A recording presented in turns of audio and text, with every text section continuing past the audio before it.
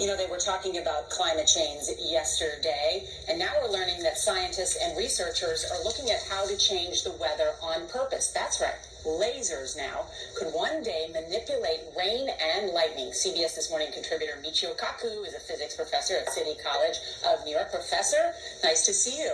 Extraordinary seeing Al Gore and Bill Clinton there together with Charlie, wasn't it? That's right, yeah. Yeah, they did not get into this discussion, No. though. But it is fascinating. I mean, lasers, really? To change the weather?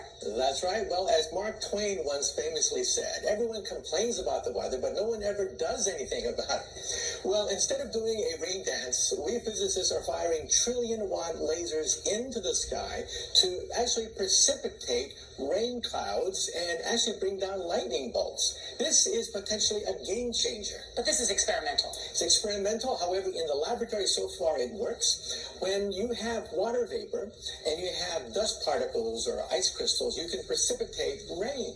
It condenses around the seeds. These seeds can also be created by laser beams. By firing trillion-watt lasers, you rip apart the electrons, creating what are called ions, and these ions act like seeds, like dust particles, bringing down rain and even lightning. Okay, go ahead.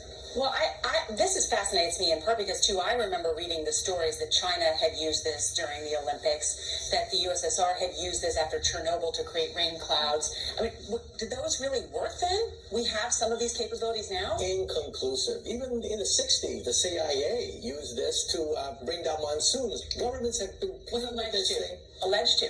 Alleged to, right. Yeah. Now, we realize that for decades now, these governments have been alleged to have experimented with weather control, but nothing conclusive.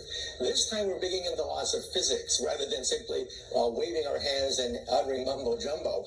We're actually using trillion-watt lasers now, and in the laboratory, sure enough, they precipitate rain out of water vapor.